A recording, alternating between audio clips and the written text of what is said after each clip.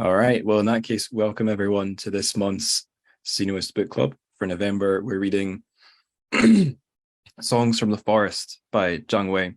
I thought that before I would introduce Zhang Wei or Songs from the Forest itself, I'll introduce our very special guest for this episode. It's none other than the book's translator, Haiwang Yuan. So Professor Haiwang Yuan, I should say. So Hi, here he is. everyone. Hello. Thank I you. thought I'll read your little bio for you, and then you can introduce yourself. So Professor Okay. Haiwang Yuan is a professor of library public services at WKU, USA. He's also a guest professor at the College of Foreign Languages at Nankai University, his alma mater. Alongside this, he's a translator, writer, and translation consultant, and has authored and co-authored several monographs on Chinese-related topics in English and largely published in the United States and Great Britain. Yuan's translations include Zhang Wei's Songs from the Forest, our topic for today, and also Zhou Daxin's Sons of Red Lake, another Sinoist Books publication, and Su Tong's collection of essays, Open Air Cinema, also a Sinoist Books title. I believe, Yuan, it's about a quarter of the stuff in that one that's yours. You're alongside some other very excellent translators. Anyway, Yuan has been recognized for both his works and his translation efforts, and in 2018 he was invited to attend the Sino Foreign Literature Publishing and Translation Workshop in Beijing, China, sponsored by the Ministry of Culture and Tourism. So there's our translator, there's our guest and our translator. I suppose I should introduce myself as well really quickly. I'm Angus Stewart. I'm the host of the Translated Chinese Fiction podcast. Oh, we have a rogue mic. That's not me, right? Where's that coming from? That's a newcomer. I'll mute myself and then we can... Okay, all right. Okay, that's gone away. So yeah, I'm Angus Stewart. I'm the host of the Translated Chinese Fiction podcast, where I do things rather similar to this, covering all sorts of books translated from Chinese to English. So that's me. I guess I'll introduce the author of the book. So he's not here, but I can tell you a little bit about him. He is Zhang Wei. He's born 1956. He is an established writer of contemporary Chinese literature, and he's the vice chairman of the China Writers Association.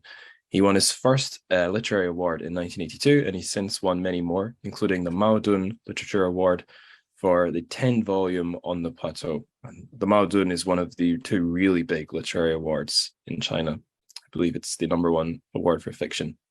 With a catalogue of works translated into dozens of languages, including English, French, Japanese, and German, Zhang's works are a pinnacle of contemporary Chinese literature.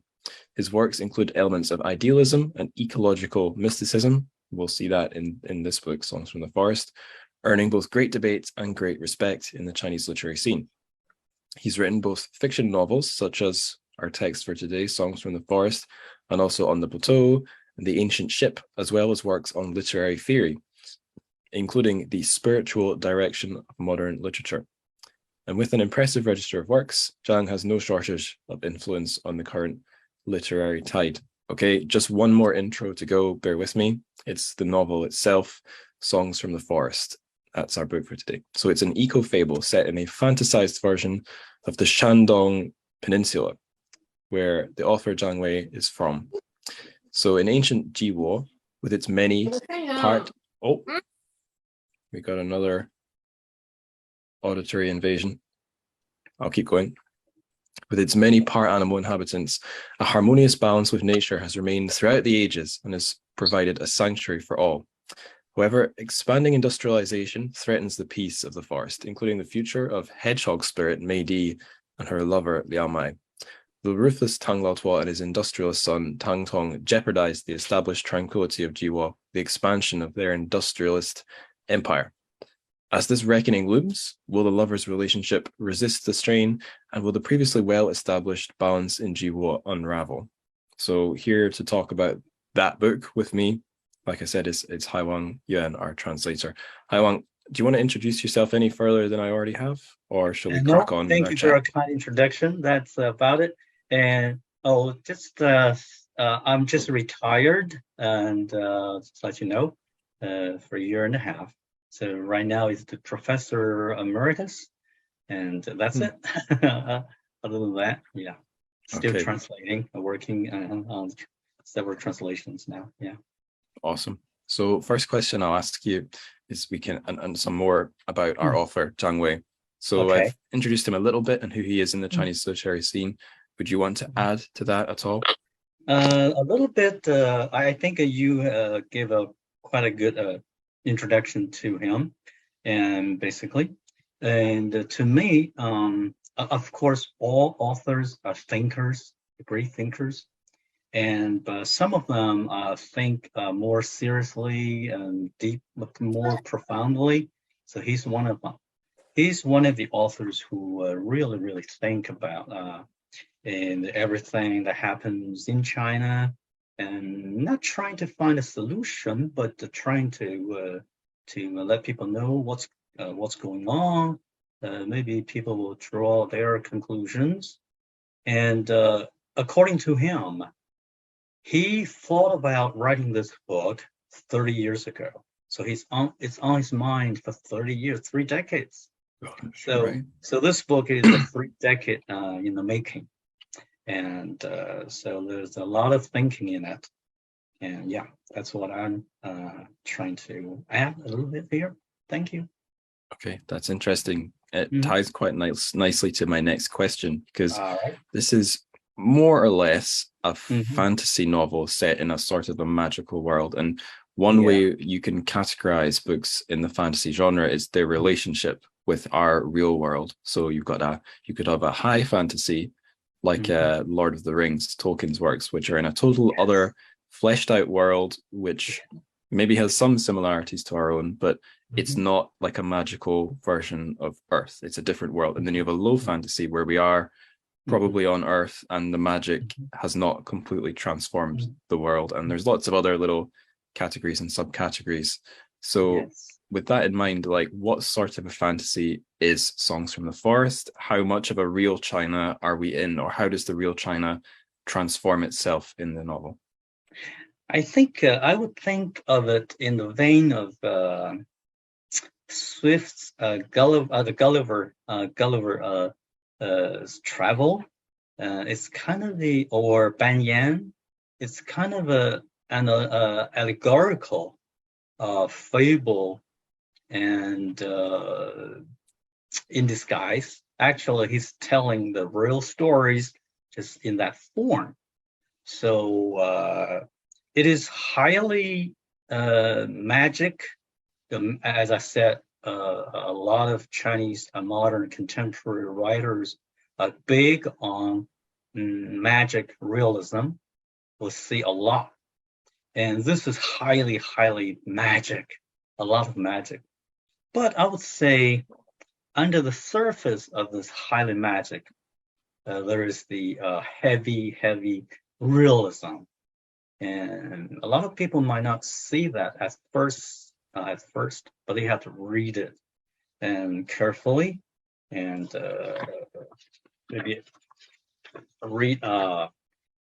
At the same time, I would recommend or suggest that the readers may need to read a little bit about modern Chinese history, the history from now to 100 years ago, and from the Civil War and to China, they call it liberation, when the communists drove the nationalists to the Taiwan island and become the ruling power, and then the Cultural Revolution, and then the Deng Xiaoping, and that's in the 80s, initiated the great epoch-making reform and opening up. So this book is basically kind of I will say it's a saga, epic of this 100-year history. You will see clearly, chronologically, even though it also has the flashbacks because of the need of the storytelling, but still, it's very, very chronological from the history. Very clearly, you can see that with a focus on the turbulent years, and the opening up and the reform, and how they brought about all the changes and the impact of the changes to the Chinese society and to the characters, protagonists, and all the other people depicted in the story. So, that's my suggestion. Just briefly read some Chinese history. Over here, maybe I'm kind of bragging myself, but I'm not getting any royalty from that anymore. And it's This is China, the first 5,000 years. I edited that little book, very, very, very thin little book that will cover a lot of Chinese history. Maybe you can read that, or read others, not just read me. And so you can read this novel of mystic realism, heavily mystic, with the Chinese history, and to go back and forth. That might help a lot. And draw your conclusions. I'm not giving the conclusions because I don't quite understand a lot of things in there, even though I try to as a translator. So you draw your conclusions. And usually, the Chinese authors, they write for themselves, for the writing's sake. See what I mean? It's for aesthetical purposes, not trying to allude to anything, not to try to solve social problems, right? So it's just for the beauty of writing. And especially this book is very, very heavily oriented towards that. And that might create some difficulty for the readers who try to understand it. But you have to read it with the understanding of the Chinese history. Because even though it's like a fable, like a allegory book, but still it's historical. It's as I said, it's epical. Mm-hmm. All right, did I answer that question? Totally, yeah. I would agree with your tip about for readers who want to read books like this book and others like it, to sort of, if you don't already know the episodes of Chinese history, especially like maybe from World War II onwards, it's really useful. I've seen this in a lot of authors who are about Zhang Wei's age in books I've read translated to English, where they're almost sort of taking you episodically through these little, usually traumatic or at least transformative episodes in modern Chinese history. So in this book, there's things that you can more or less identify as liberation or the revolution or a change in the rulers. There's things you can sort of identify as Great Leap Forward, people eating blocks of clay. There's things you can identify as the Cultural Revolution, people tactically using schmears to bring down their rivals. But I think, would you say it's fair to say the largest chunk of the book is about the sort of reform and opening up of the economy and the ways that changes society? That's right. And I would like to add a little bit. I'm sorry to cut it. I'd like to, before you ask me the second question, and I would like to add a little bit about the title of the book. Now we translate it into English as Songs from the Forest. But the original is Songs of the Hedgehog. We'll cover that later with more questions. And the hedgehog, according to the author, as I understand it, talking with him, the hedgehog is pretty, lovable, adorable, but you want to hold it, but it's prickly. That's what I mean. So a lot of changes, including the reform, opening up, they brought about both good changes and negative ones. And as Deng Xiaoping said, if you open the window, the flies might fly in, right? And because of the reform opening up, a lot of changes happen in China positively, lifting millions of out of poverty, and they're living a pretty good life now. And things are opening up, relaxed, and socially and even politically. But on the other hand, as you mentioned, the industrialization also result in initially the pollutions. Later, they try to solve that and made a lot of progress on that. The skies are much clearer in Beijing, in my city, Tianjin. And over here in the book, this joint venture, they also putting out a lot of smoke, purple smoke, right? Oh, yeah. So that's the allusion to that pollution. And so that's the Chinese are trying hard to solve that and made pretty good progress. Yeah. So that's what I want to add. The title. So the why the hedgehog?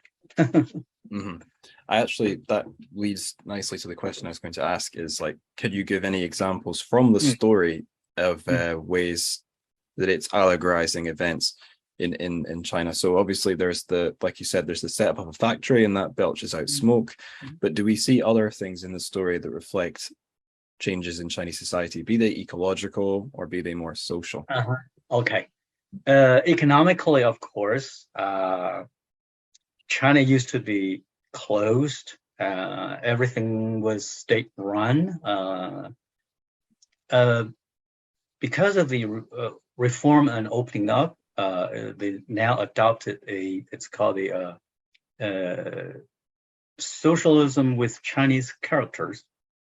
Basically, it's kind of a market-oriented, but still with a lot of collective and state-run, especially big enterprises like railroads. Otherwise, you can't see the speed trains developing so fast. And but they also encourage private enterprises like Huawei, and also private small ones or big ones. And so that's a lot of changes in there economically. And also socially, basically, Zhang Wei's book is trying to depict the social changes, the changes to people's relationship. And over here, especially between Liao Mai and Meidi. And Liao Mai is kind of a epitome, a representative of the old school. That's very ironical. The old school, even though he was persecuted, like egalitarian. So they got a big farm built by his wife. It's kind of running like a capitalist farm, but it's of course the socialist with Chinese character. And they hire a lot of people in there. But when he saw them working hard and living a much inferior life than they are, so he was very sympathetic. He tried to make them as a shareholder and to share his wealth, but that was strongly opposed by his wife, who embraces totally, wholly the market economy idea, to the extent that he even collaborated in business with Tang Tong. That's the arch enemy of his husband, Liao Mai. So just for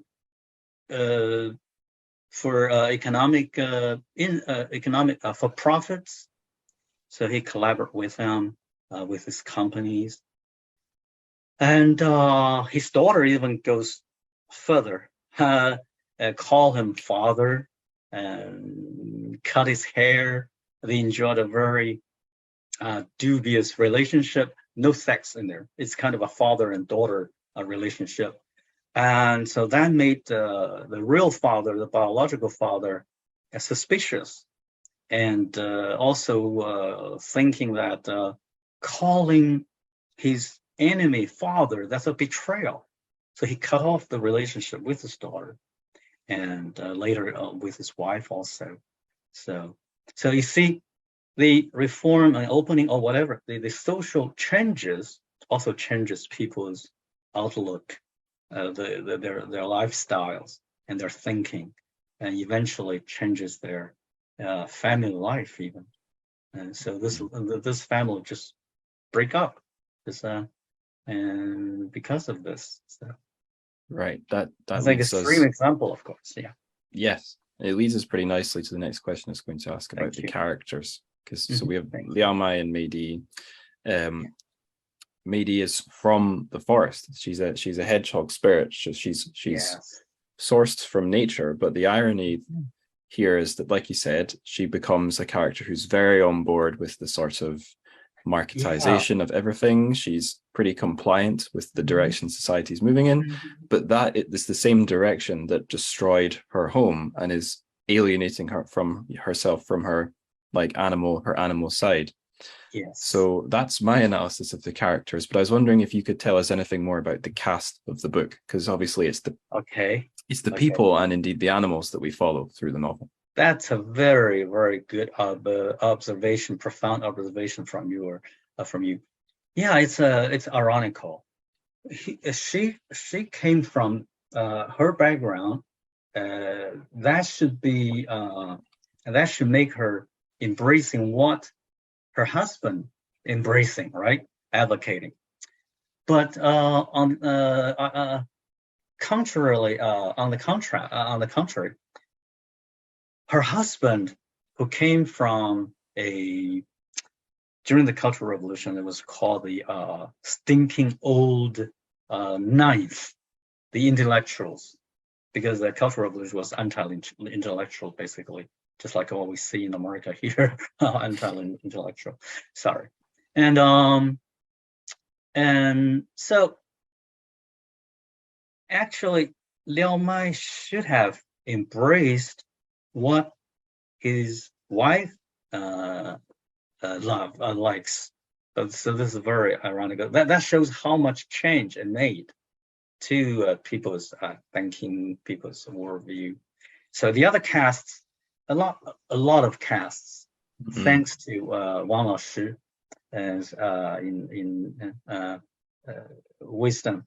We put a list of these characters with a little explanation and their relationship in front of the main body of the book.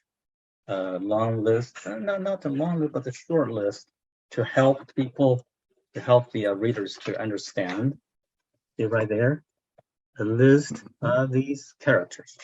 So basically, we have these two protagonists, their daughter, and then against Tang Tong, his father, and Tang Tong has his people, and Liao Mai has his people. Liao Mai's alliance would be the miners, the gold miners. The gold mine, incidentally, belongs to Tang Tong, his rival, arch enemy. And Tang Tong's father used to be, because the author doesn't want to put all the labels on the people, but he is trying to tell the history, right? He used to be a rebel against the oppressive whatever. And then after 1949, he became a leader. And so he has the power, influence, and also there is a corruption right there, right?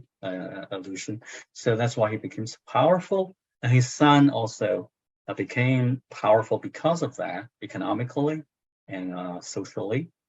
And then they acquired a gold mine and but beating all the other competitors. And with that money, he also built hotels, factories, entertainment parks on the islands. So that tells you how the economy. So he's also a contributor to the growth of the economy. So he has the other side of it, right? So he's an evil person, but he contributed to the economy also at the same time. And that invites the urge of his opponent, Liao Mai, who wants to be a writer in his seclusion, and he also wants the egalitarian economic model, and so that everybody can enjoy. But that's quite against the idea of reform. That's why we had the reform. We used to have the egalitarian, and we have coupons for everything. Everybody has something to eat, to wear, but not as sufficient as we have now. And also the incentive is not incentive oriented. So the market economy is trying to bring out people's incentives, right? So that's very interesting. These people, and also Tang Tong, he might be despotic, even killing people and in the mines, and also beating up. Defeating his ruthless, defeating his competitors, and also even physically persecuted Liao Mai, and mentally persecuted his wife. But he loves her. But not love. He wants to own her. And but on the other hand, he behaves like a baby, literally a baby, in front of Shanzi, a lady in the village, and she is the biological mother of a dugong son.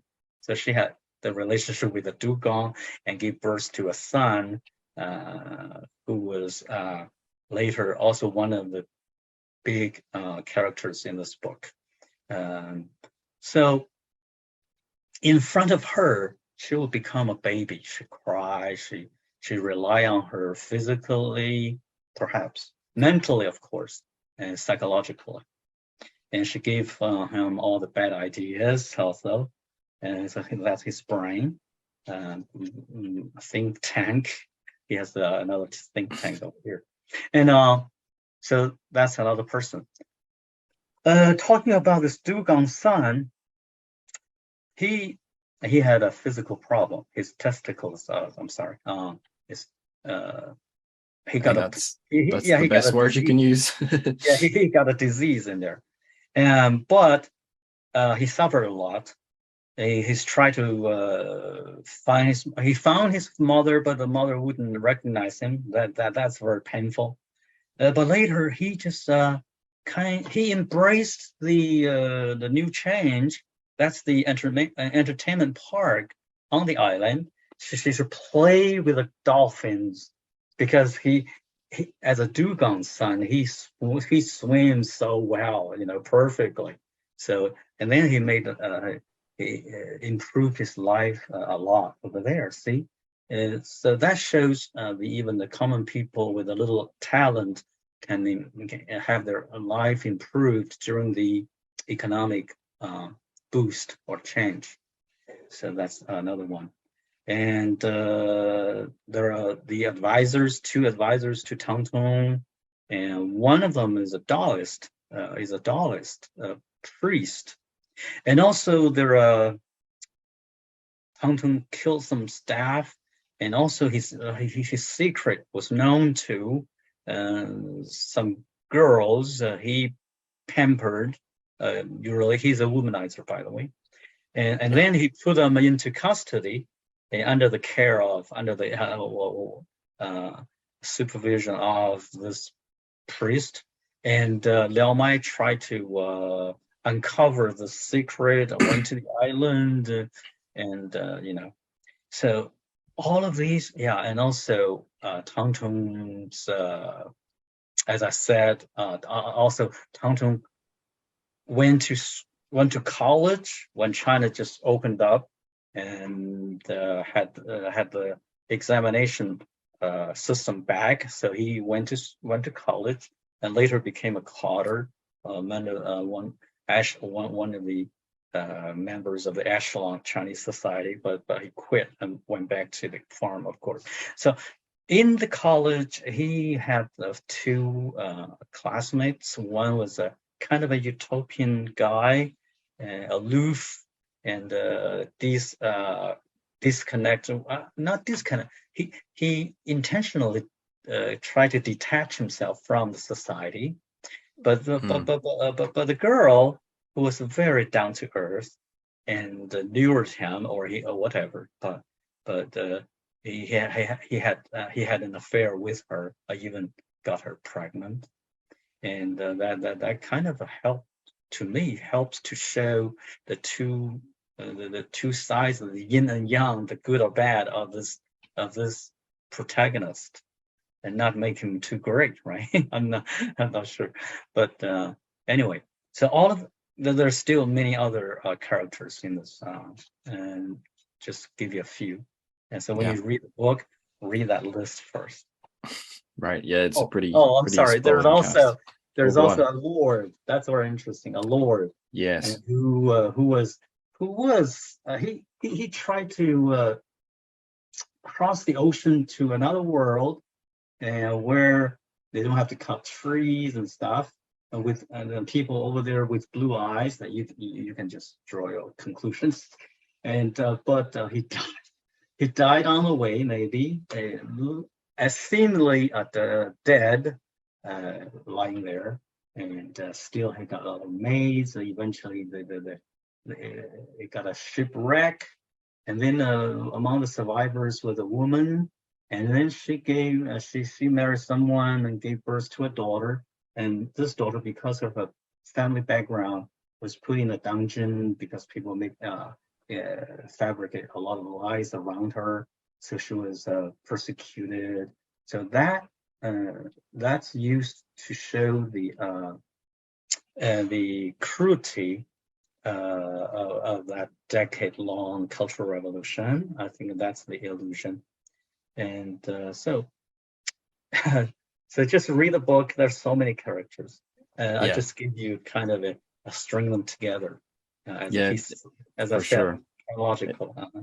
It's a massive cast, and we do I think it was right of you to emphasize a little bit about the psychological profile of the baddies, especially Tang Tong, because we spend a lot of time with him. A lot of pages are devoted to his life, and he reminded me a lot of a character I was discussing last time I hosted a Sinoist book event. We were talking about Empires of Dust, which follows this guy Guo Cunxian, I believe he's called, who builds up this capitalist empire, going through the stages of history, and he becomes a similar figure, like very powerful and rage filled, no self-control, but at the same time a totally pathetic figure because he's got no self-control. It's a very scary, it reminds me of certain former US presidents, where you have this monstrous figure who is the despot but also the baby at the same time. There's no bigger tyrant than a baby, I could argue. Anyway, human nature, huh? So people attending the event may have noticed we mentioned animals, half animal people quite a lot. I wonder if you could talk a bit about that, because the thing I noticed reading the book, as I was trying to figure out what is Zhang Wei trying to do with these animal people, is that very often they're female, and they're the attention of romantic or sexual interest from the male characters. And I'm not an expert of Chinese fantasy, but I do know that's somewhat similar to fox spirits. Usually they're a woman, and they're in some sort of a relationship with a male figure, often a scholar. So is there any of that in here, or what do you think is going on with our animal characters? And I think in that case, this part, when I translate, I have to read every word of it, right? I really read the book, and when I translate it and read it, one book jumped out, one author jumped out. That's Pu Songling. Have you heard of it? He's the author, a Qing Dynasty author, also from Shandong. Oh, right. He was from Shandong. And his book was Liao Zhai, translated into the Strange Tales from a Chinese Studio. And quite a lot of stories he heard about, he collected about, as he said, about fox spirits, about other spirits, about demons. I think one of the most famous demon story is the painted skin. which was adapted to a movie. A seemingly pretty girl, actually, who was a demon, and he became the form of a pretty girl was given by his skin. It's painted. So whenever he tried to lure young people, mostly scholars, on their way to exams in Chinese history, that's a big. And so he will lure them, eat them up, devour them, and with that skin. And but there are many good fox spirits. In Chinese, fox spirits must be women, female. And they, of course, they're family members. They have fathers, they have brothers, they also, but mostly when you say, hey, a fox spirit, it's a woman. But there are a lot of good ones, and who save the lives of protagonists in the tales, or help them, or sacrifice themselves, quite a lot. And over here, when I see the hedgehog girl, Mei Di, the wife of Liao Mai, I will associate her with a fox spirit. It's a hedgehog spirit here. It's a good fox spirit. So, well, why Zhang Wei wrote like this? I think, Shandong is the hometown of whom? Confucius, right? And Confucius was the Chinese, very famous, right? A scholar, a teacher from the spring and autumn period, very long history, 2,000 years ago. So Shandong is the hometown. He was in the state of Lu, so Lu Guo. But there was also another big state side by side, which is Qi Guo. Qi. So that's why people refer to Shandong as the hometown of Qi Lu cultures, in plural, two cultures.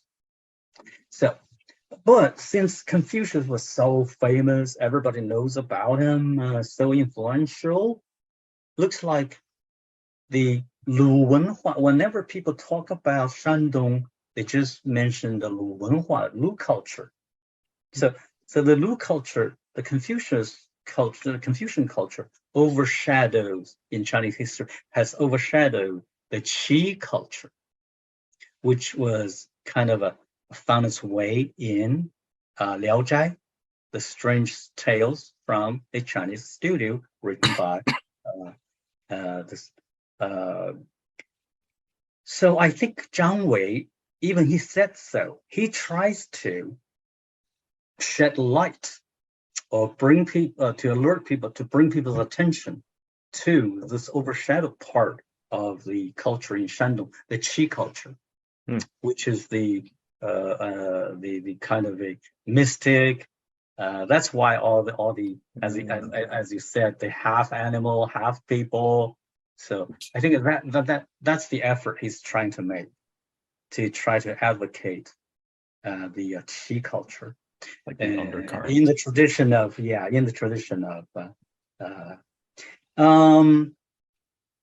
of course they serve their purposes too, right? And remember, when the trees are all cut off, they're gone. Where are they? Most of them, or for some of them, maybe are gone. Some of them are, going to a land where people have blue eyes. So they serve some purposes. Yeah. Basically, Zhang Wei is trying to advocate the Qi culture, to bring people's attention to the Qi culture, not just the Lu culture, the Confucius culture. Right. Yes. If I ever meet a stranger with blue eyes, I'll run 100 miles. Sounds terrifying. Yeah. I thought I should ask you before our time gets too short. Did translating the novel throw up any unusual problems, challenges, questions for you? How did it go? I think that's where the wisdom of Wang Laoshi lies. I think you're trying to flatter her, not flattering. And I think,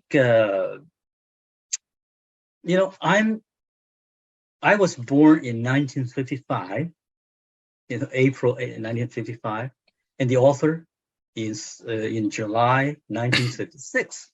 So we are just half a year apart of the same generation. I came to the United States when I was 31. So basically, I went through all he described, except for the 1949, before 1949 part of it, and basically all he described in the book. So I can make, I can identify myself with everything happens in the book, with every allegorical characters, events. So maybe I understood wrongly, but I don't think I have any difficulty in that area. My only difficulty is my language. I know, well, people say, hey, your English is pretty good, but as a native Chinese speaker, I'm not as good as you or as, the editors in Sinoist, but I'm very thankful to the editors in the published in Sinoist. We worked closely, like David and some other, I can't list everyone. So we worked back and forth. I was always asked a question saying that, hey, I don't understand this. Can you explain it further? Well, if an editor can't understand it, so the readers can't either. And so a lot of ideas. I try to present the original at the same time to make the English reader, the target language reader, to understand it. But sometimes the bridging might not be perfect enough. So with the help of the editors, we can make it perfect. And for instance, there is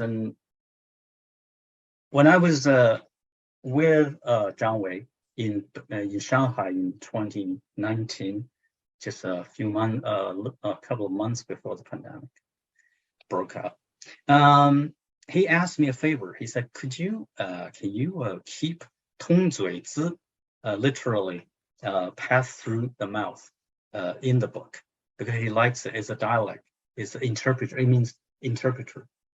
So I talked with Dave and we tried and we kept it, and with a little explanation. And also another example is 肚兜, tradition in ancient time, even traditional women wear, it's a piece of cloth. So I just used an analogy like a halter dress, halter dress, and then saying it's a piece of backless, whatever. And to try to keep the original flavor, but at the same time to give people something to grasp, to make association with, to make them understand. So that's a little difficulty in there, but it is a challenge, but I love the challenges and it gives me fun. Thank you. All right. Okay. I got a spicy question for you. Okay. So I think it would be fair prior knowledge for any reader going into the book is that sex and sexual politics are just massive in the book. Nice. I would say it's large. For most of the book, you don't go very many pages without some reference to sexual conduct, and often it's misconduct. It's a lot of the worst deeds in the book are relate to that. So, and I already mentioned the animals, or the animal fox spirit dimension maybe plays into that. We've talked a bit about how corruption and power are all woven through the society in the novel. So I just wonder if there's anything you would say about how sexual politics and that's I'm sorry, are part of the drama. So that's my question. That's part of it. Man, people, and animal. There's a word for it, right? We're not going too deep to that, because the author doesn't focus on that. Even still make make the stories beautiful, especially in the part where a group of hedgehogs singing and mesmerizing the person, trying to keep him, whatever. I think the author basically covered all the aspects of sexuality as we see in the world, in the West, and whatever.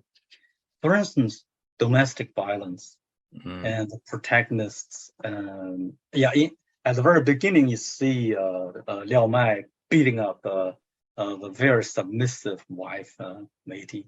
So you got a domineering husband and submissive wife. That's a very traditional Chinese man and women relationship. And so the domestic violence, that's one of them. And it's a very harsh opening. Yeah, very harsh. And then a mother-child complex.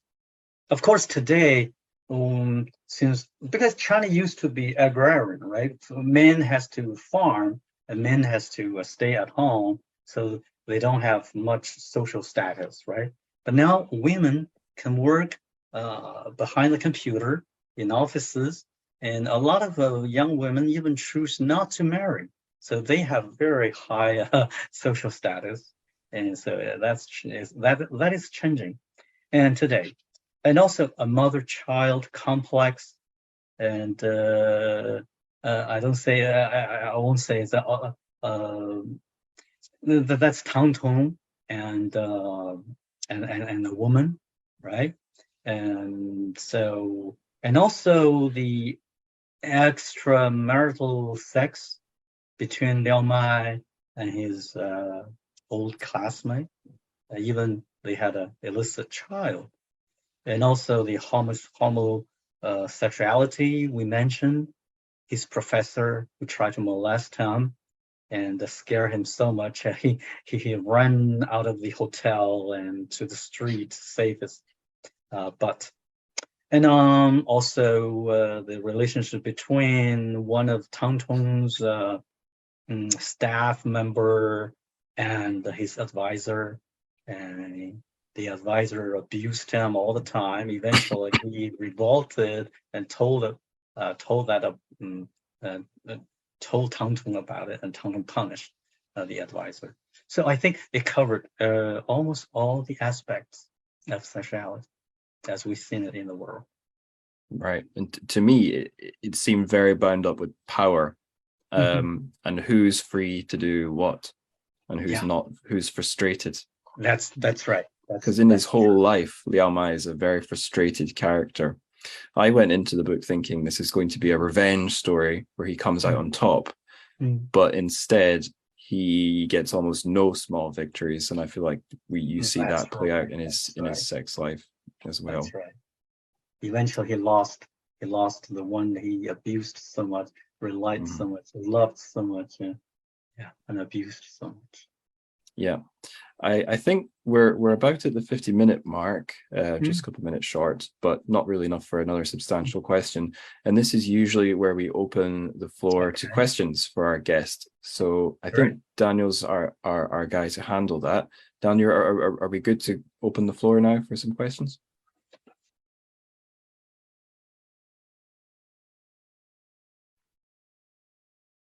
One more question. Okay, cool. I've got some marvelous backup questions here.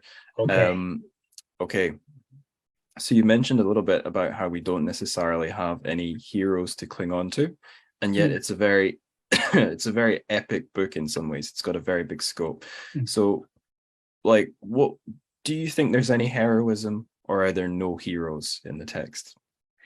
I don't think there is any heroism, but the only hero he depicted, there is a character who is a rebel, who is a rebel, and he was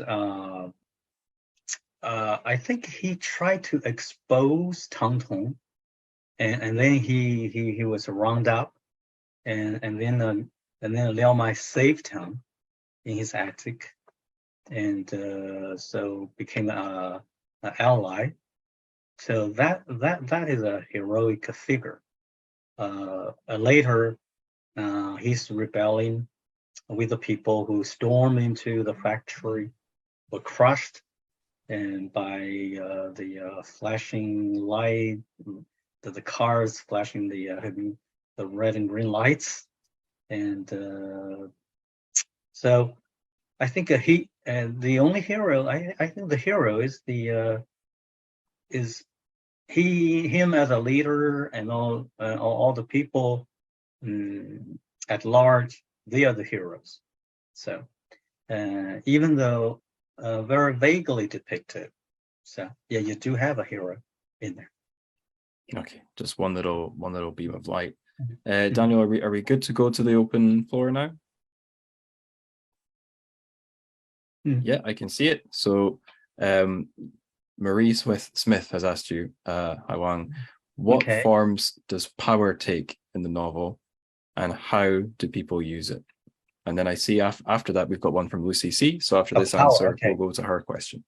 And I think you can see the power in Tang Tong, and of course in the family. And Liao Mai also demonstrates his power over his wife, and also over his daughter, even though he failed in both, and alienated himself from both. And also the power is demonstrated in Tang Tong, one of the protagonists, the rival of Liao Mai. He got the power from his father, who was used to be a rebel leader. So he became also one of the high in society. He is in the upper class. He had the power, inherited power to have this gold mine, and with that money, people call it the first bucket of money, right? With that money, he also build up a fake factories, bulldozing people's land, and it's like that when I translate it, that power reminds me of Thomas More's Utopia, and the sheep eats people. Remember, round up the land, and so and that power, the bulldozer, that shows the iron power, iron hand, the big hand, the bulldozers, and also his power over Liao Mai, when Liao Mai was not that powerful during that years, so he persecuted him physically. He persecuted the girl physically, and also his power over Mei Di. He tries to own her, and but he used a different kind of a strategy. He would cry or sleep under the window where she was sleeping, night over night, try to harass her, impress her, and eventually, I think she won because of her money, and also because of the change in Meidi's.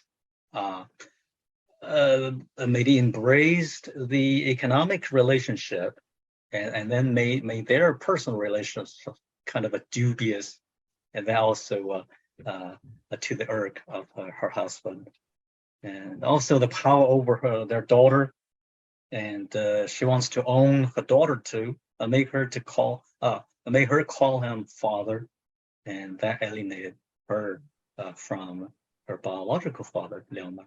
So, did I answer that question? You certainly did, yes. Thank We've you. got, before I give you Lucy C's question, we got some feedback from Debbie Thornton. She said, I don't have a question, but I just want to say how helpful the discussion has been. I'm a quarter of the way through the book, and listening to Haiwang talk about it really helped me with will really help me with the rest. Thank you. So great. Nice. Yeah, it's very hard to read, but you're courageous. Go on and move on. If you do have questions, just let me know. Let us know. Yeah. Marvelous. And by the way, if anyone else wants to pop a question, just pop it in the chat box and I shall read it to Haiwang. So next one, this is from Lucy C. She said, why is Zhang Wei so little known, especially among publishers? Why is Zhang Wei so little known in English translation? He's extremely prolific in the original Chinese, I guess, but only a small handful of his novels have been translated in English, and even the translations are very hard to find. I know that somewhere out there is a translation of his The Ancient Ship, but one does not really see it in the bookshop. So what could you say about this? By the way, I have a pet hedgehog, and I'm not sure if she's in her little home right now, so I'll still be listening, but I'll be turned that way because I'll be looking for the hedgehog. So I'll hand over to you, Haiwang. I can't answer all the question, but to my mind, he's an author who is a little different from others. All the others, many others who even won big world award, and they're writing. Some of them are writing for the readers, but he's writing for himself. He's writing for the writings, for the beauty of writing. He's trying to express his mind. What he's thinking about. He doesn't care about the readers, so that's why he's not quite. His books are not quite known to the outside world. I'm so glad I got a chance to translate his Songs from the Forest or Song of a Hedgehog. And even though it's very hard to read, I think with this seminar, I hope there will be more readers to know about him. And to tell the truth, when I translate it and read the book, I said, oh my gosh, I'm sorry to use the word gosh. He might be the real winner of a Nobel Prize because of this. He really got the Chinese history in there, even though it seems magic and mystical. It's real Chinese history. You just read every character. As I said, read some Chinese book and read the book, and no rush. Just read slowly. I know it might take a year to read it. It's not like a book that you can finish it in 2 days.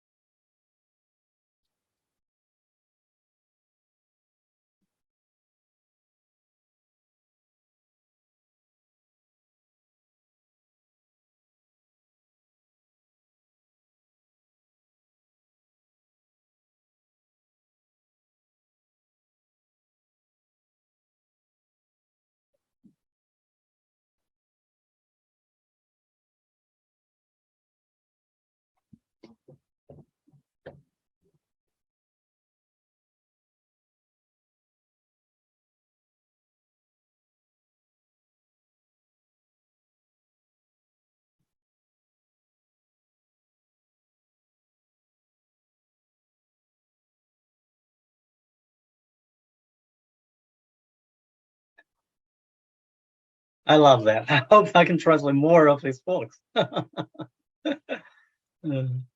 Wonderful.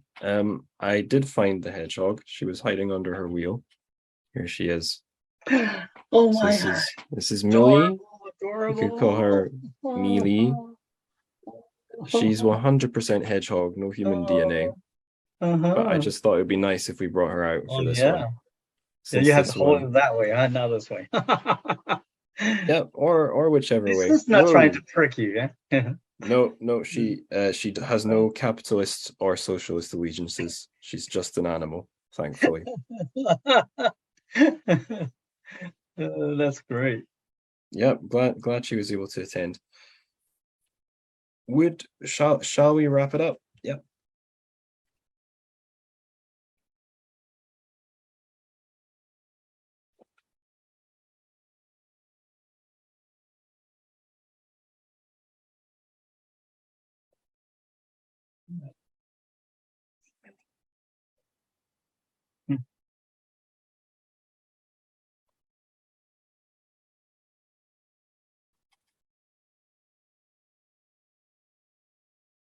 Mm-hmm.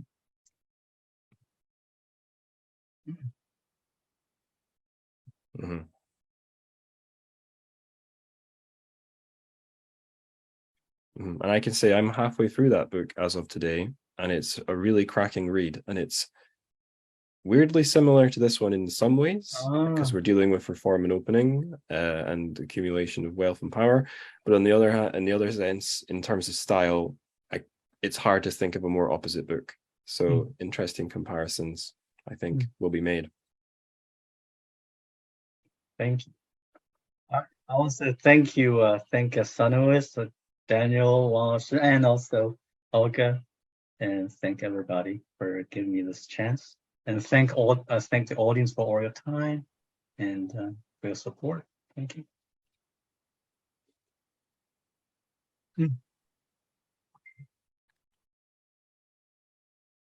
All right.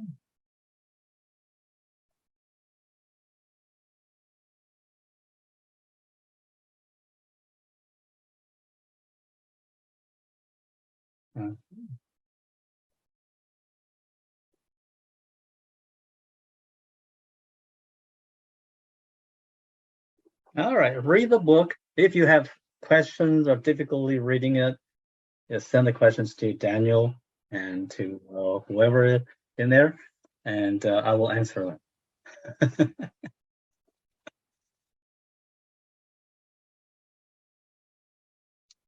Have a good evening. Bye-bye. Thank you. Bye. Thank you all. Bye-bye. Bye-bye. Okay. Good